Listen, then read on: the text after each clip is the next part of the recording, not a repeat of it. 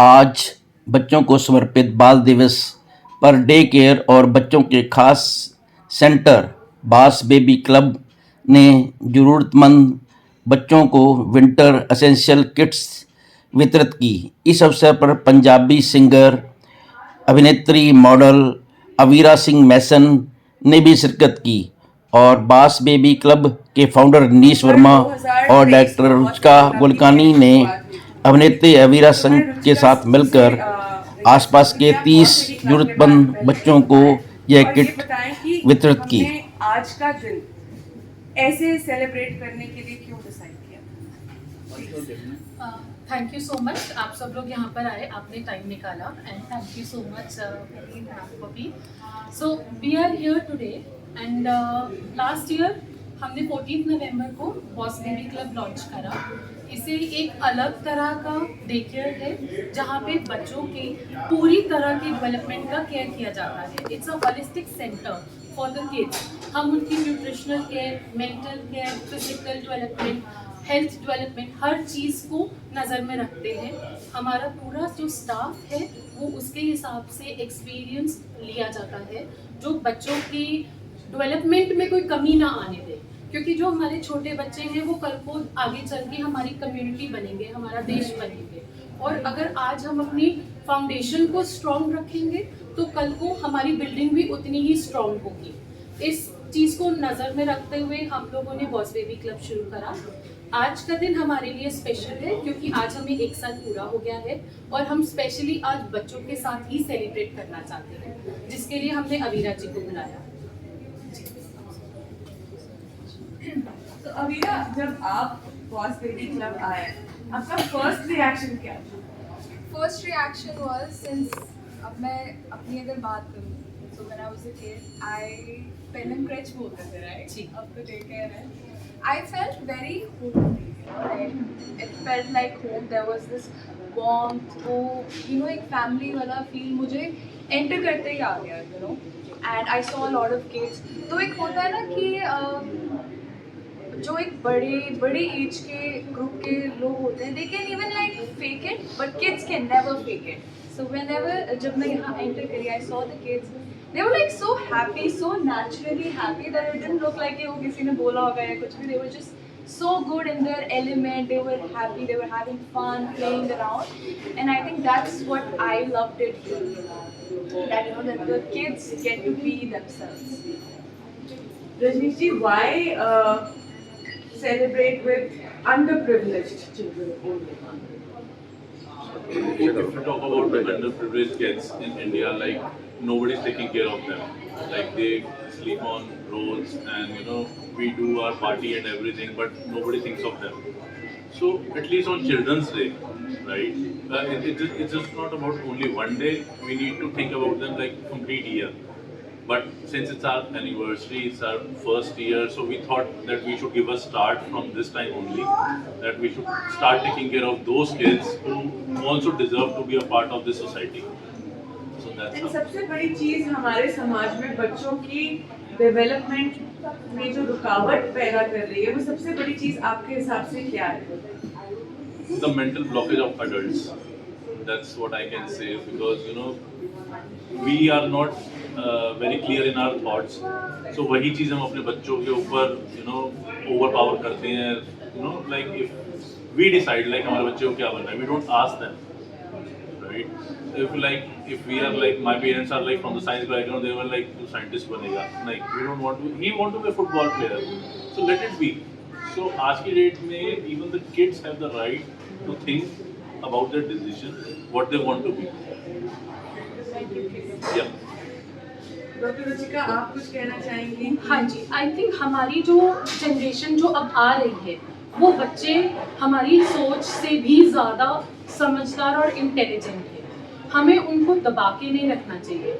अब यहाँ पर हम सब पेरेंट्स बिजी होते हैं एंड एज अ पेरेंट हमारे पास टाइम कम होता है, तो हम क्या करते हैं, अपने बच्चे को टाइम देने की वजह टीवी क्या नहीं दिखा देते हैं। हम बॉस बेबी क्लब में टीवी नहीं दिखाते हैं, हम उन्हें बिल्कुल टीवी से अलग रखते हैं, लेकिन एट द सेम टाइम हम उनकी डेवलपमेंट में इस ढंग से फोकस करते हैं कि कल को अगर 3 साल का बच्चा भी है, उसे पता है उसे क्या चाहिए क्या नहीं चाहिए। उसे फोर्स करने का कोई सेंस नहीं बनता है। एंड एज अ एडल्ट हमें लगता है कि अगर बच्चा रो रहा है, चिल्ला रहा है, तो वो टैंट्रम कर रहा है, जबकि ऐसा नहीं होता है। टैंट्रम्स ऐसे नहीं आते हैं। बच्चों को कई बार अपनी फीलिंग्स जैसे प्रोसेस करनी नहीं आती है उन्हें, या अपने थॉट को शब्दों में नहीं डालना आता, तो हम उस चीज़ के ऊपर भी फोकस करते हैं। हमारे साथ क्लिनिकल साइकोलॉजिस्ट जो चाइल्ड डेवलपमेंट के बच्चे हैं, न्यूट्रिशन जो डाइटिशियंस हैं, हर लोग इन्वॉल्व होते हैं, जो बच्चों के खाने पोषण से लेके मानसिक डेवलपमेंट को भी ध्यान रखते हुए हम उनको हर चीज़ देते हैं यहाँ पर। टीवी तो मैम, टीवी की बात कर, टीवी तो आजकल बच्चे के पास मोबाइल हाथ में ज़्यादा जाता है, तो मोबाइल के लिए कैसे फिक्र? सर यहाँ पे अगर हमारे पास बच्चा 8 घंटे रहता है, हम उन्हें कोई गैजेट नहीं देते हैं। हम उनका एक प्रॉपर शेड्यूल सेट करते हैं, उनका खाने पीने से लेके उन्हें प्रॉपर टेबल मैनर्स देते हैं कि जब बड़ों के साथ वो बैठ के खाएंगे पिएंगे, उनकी मोटर स्किल्स डेवलप होंगी, उनकी इंटेलेक्चुअल स्किल्स डेवलप होंगी, पढ़ाई करनी है, स्टोरी टेलिंग टाइम होता है, डांस टाइम होता है, योगा होती है, फिटनेस होती है। आप इतनी एक्टिविटीज़ बच्चों के साथ दिन में कर सकते हैं कि उनके पास टीवी और मोबाइल का टाइम ही नहीं होता है। और एक बारी जब बच्चा 5 और 6 साल में पहुंच जाता है और वो टीवी और मोबाइल ज़्यादा नहीं देखता है, तो उसे इतना शौक भी नहीं होता है कि मैं वो देखूं, क्योंकि वो ऑलरेडी इतना कुछ ग्रो कर चुका होता है कि उसका एक बेस बन जाता है। तो हमारी कोशिश यही होती है कि हम बच्चों का बेस स्ट्रॉन्ग रखें, गैजेट से थोड़ा दूर रखें। जब बच्चा बड़ा हो जाएगा तो मोबाइल तो डेफिनेटली उनके हाथ में आएगा, लेकिन छोटे होते तो हम बचा सकते हैं ना, और जितनी देर हम अवॉइड कर सकते हैं हम डेफिनेटली करते हैं।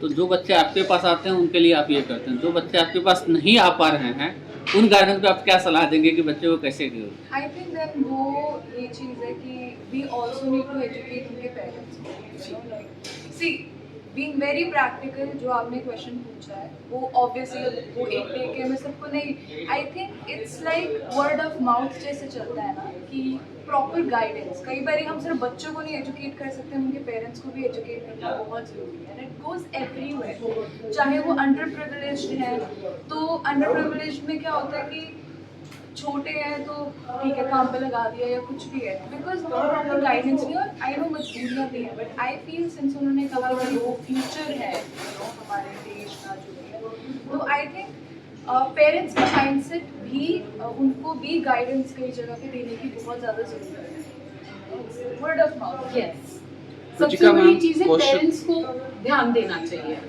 क्वेश्चन आपसे मैम, क्या मिडिल क्लास के लोग, बच्चे भी आपके क्लब को अफोर्ड कर सकते हैं? हाँ जी, कर सकते हैं।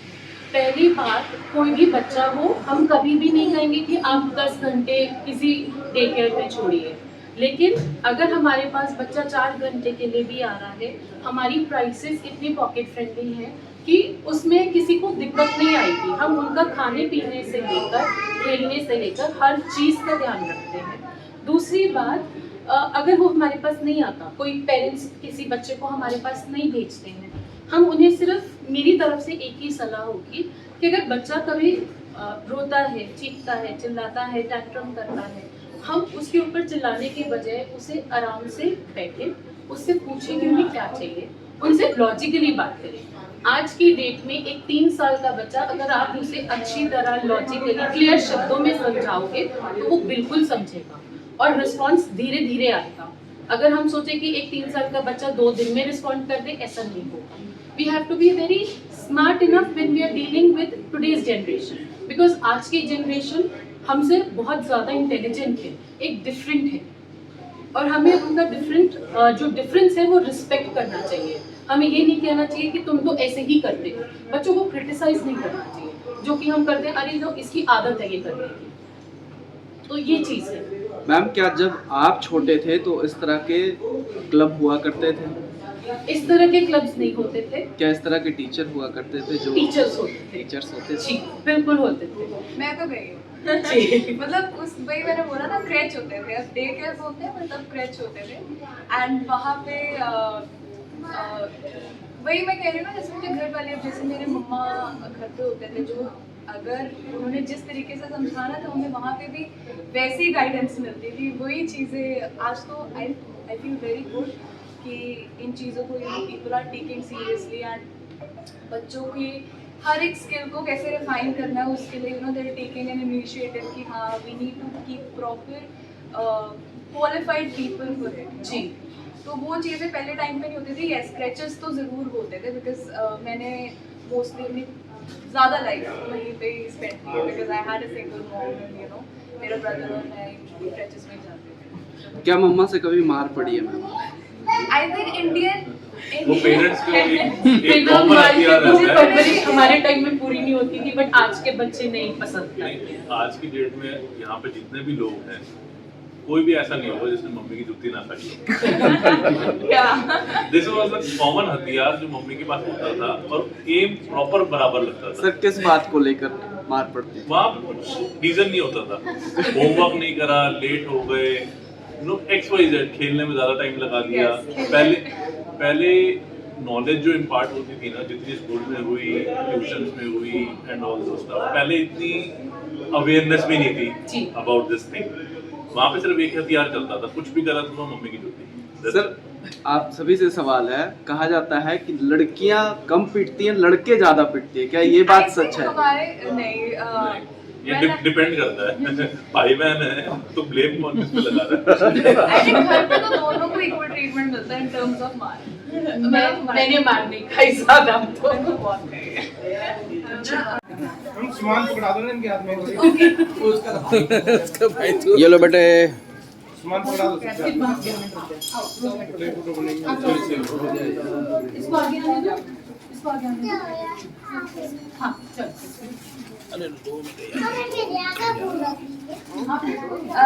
सामने ऐसे ही बैठो। इधर देखो। हाँ हाँ सब अरे सामने देखो इधर। सामने सामने सामने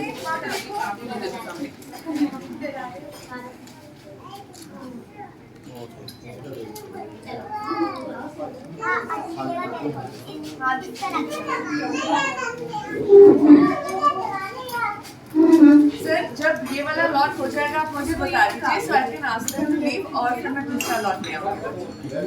ठीक है? Video start. 1 2 3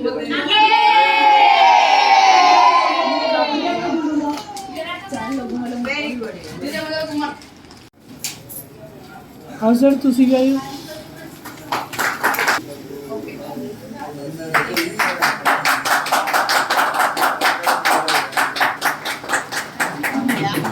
Here's to many more milestones with all of you guys support. Thank you so much. Congratulations. Thank you. Yes. पहले Thank you.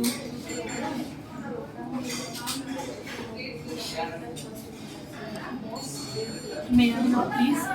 Just a bit. Thank you.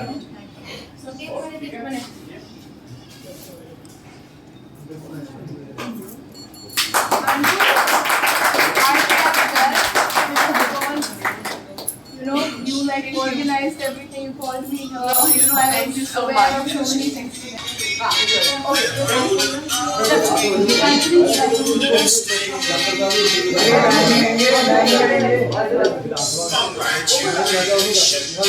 Abira जी, आप अपनी फिल्मों के बारे में थोड़ा सा बताएं कुछ।